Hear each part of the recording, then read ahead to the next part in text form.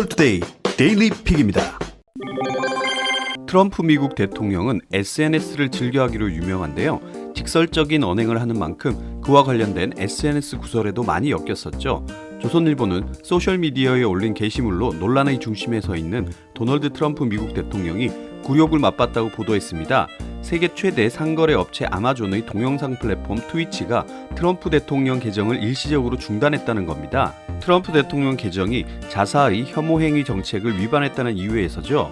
미국 뉴욕타임스와 CNN 등에 따르면 트위치는 브리엘레 블라블랑카 대변인 성명을 통해 트위치는 혐오 행위를 용납하지 않는다며 이에 따라 트럼프 대통령의 계정은 일시 중단됐고 공격적인 내용이 담긴 게시물은 삭제됐다고 밝혔습니다. 삭제된 게시물은 두 개인데요. 하나는 지난 대선 선거운동 당시 트럼프 대통령이 멕시코인들을 강간범, 범죄자로 부르며 비난한 영상이고 다른 하나는 최근 오클라호마주 털사에서 한 유세에서 트럼프 대통령이 라틴계 남성을 지칭하는 표현을 쓰며 새벽 1시에 매우 거친 사내가 남편이 집을 비운 틈을 타 젊은 여성의 집에 창을 깨고 들어가고 있다고 실제하지 않는 상황을 가정해 말한 영상입니다. 트위치는 생방송 스트리밍 서비스에 특화된 플랫폼으로 게이머들에게 인기가 좋은데요. 역대 미국 대통령 중 소셜미디어를 가장 많이 사용하는 대통령인 트럼프 대통령은 지난해 10월 트위치의 계정을 개설했습니다. 트럼프 대통령의 계정은 12만 5천 명의 팔로워를 보유하고 있죠. 뉴욕타임스는 백악관이 트위치 계정 정지에 대한 논평 요청에 즉각 반응하지는 않았다고 전했습니다. 5.18에 대한 평가는 세월이 흘러도 각각의 이해관계 등에 의해 극명하게 갈리는데요. 이데일리는 구글이 8개월 만에 우리나라 심의기구가 요청한 유튜브 5.18 민주화운동 역사왜곡 동영상에 대해 삭제 조치를 내렸다고 보도했습니다. 방송통신심의위원회가 지난해 10월 요청한 100건의 접속 차단 요구에 대해 85건을 삭제한 것이죠. 이는 최근 구글이 방송통신위원회의 시정명령을 받아들여 월정액 상품인 유튜브 프리미엄에 대해 해지 시 환불 정책을 이용기간 기준으로 바꾼 데 이은 것으로 구글이 우리나라의 이용자 보호와 콘텐츠 심의 규정에 대해 존중하는 것으로 입장을 바꾼 게 아니냐는 평가가 나옵니다. 하지만 구글은 이번에 85건의 5.18 역사왜곡 동영상을 삭제하면서 어떤 기준으로 삭제했는지 방심위에게도 설명하지 않아 대한민국 최대 미디어 기업으로서 사회적 책임에 더 많은 관심을 가져야 한다는 지적도 있습니다. 구글이 삭제한 동영상은 광주 온 북한 특수군, 이런 정신 상태로 북한군을 어떻게 막겠는가, 북한군 광주 왔다 1, 2, 3, 광주 시민 친북이 왔다 증거 등의 제목입니다.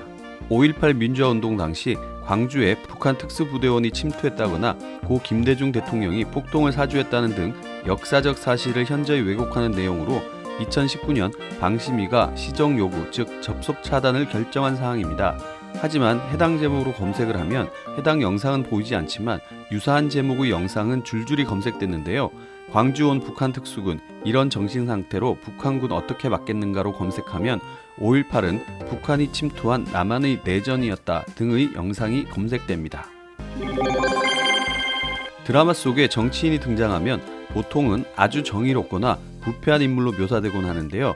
중앙일보는 첫 방송을 앞둔 KBS ETV 수목 드라마 출사표에 대해 미래통합당이 보수정당의 이미지를 훼손할 수 있다고 우려한다고 전했습니다.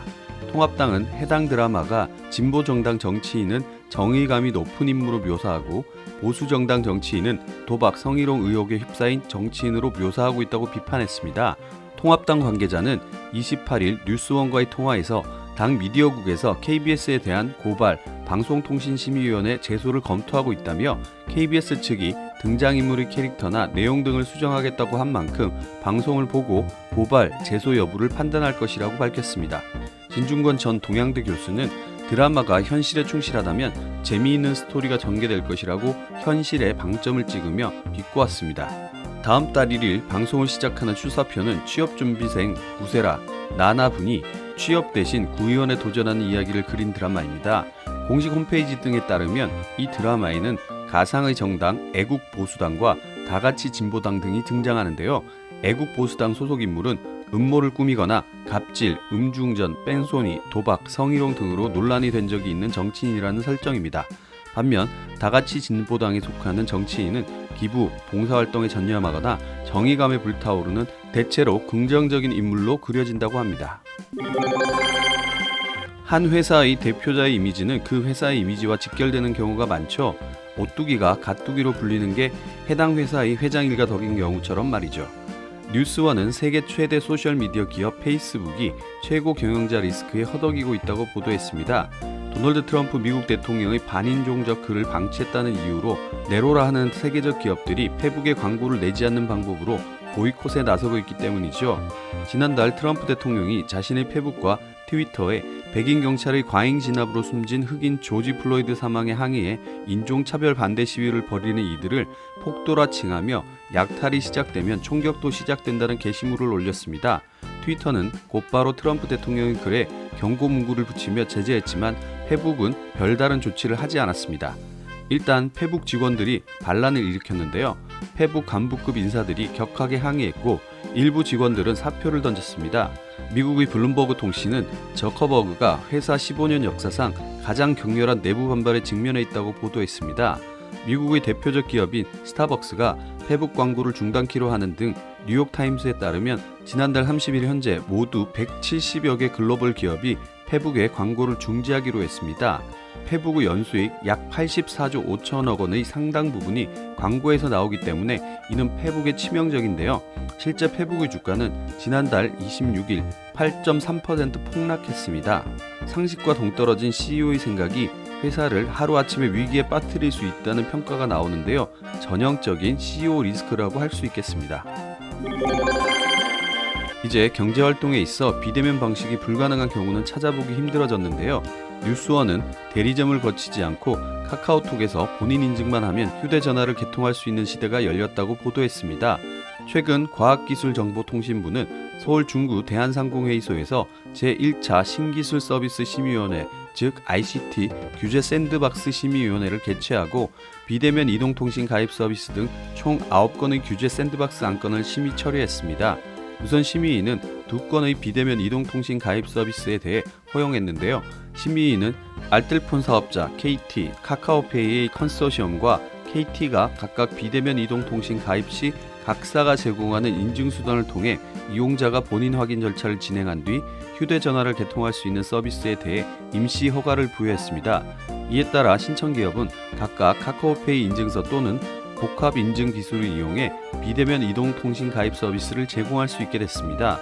정부는 이를 통해 알뜰폰 시장 활성화는 물론 이용자 편익 확대, 오프라인 개통에 따른 불법 고객 정보 유출 및 이용자 피해를 예방할 수 있을 것이라는 기대를 하고 있습니다. 심의위는 이날 플랫폼 택시들에 대한 추가 규제 완화 요청도 모두 허용했는데요.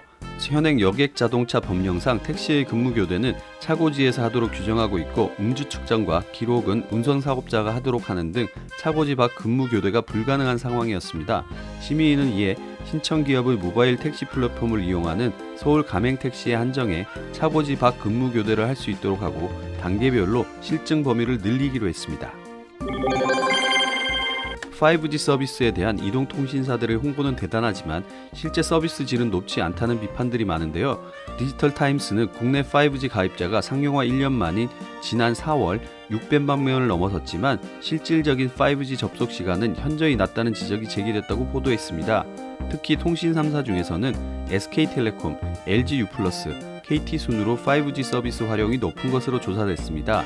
영국 시장조사기관 오픈시그널의 한국 5G 사용자 보고서에 따르면 국내 5G 스마트폰 사용자들이 실제 5G 서비스에 연결되는 시간은 전체 이용 시간의 15%에 불과한 것으로 나타났습니다.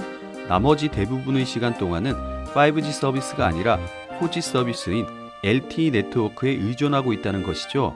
과학기술정보통신부가 최근 소비자 불만이 끊이지 않고 있는 5G 서비스와 관련해 5G 품질 평가에 착수한 상황에서 5G 가입자 대부분이 실제로는 LTE 서비스를 이용하고 있다고 적시한 것입니다. 국내 통신사별 5G 가용성이 이처럼 낮게 나오면서 5G 서비스 개선을 위한 인프라 구축 압박도 거세질 전망입니다. 가용성은 5G 모바일 기기 사용자들의 네트워크 연결 시간 비율을 측정한 것으로 지난해 4월 세계 최초로 5G를 상용화한 이후 1년여가 지났지만 여전히 5G 가용성이 10%에 머무르고 있습니다. 행복한 하루 디지털투데이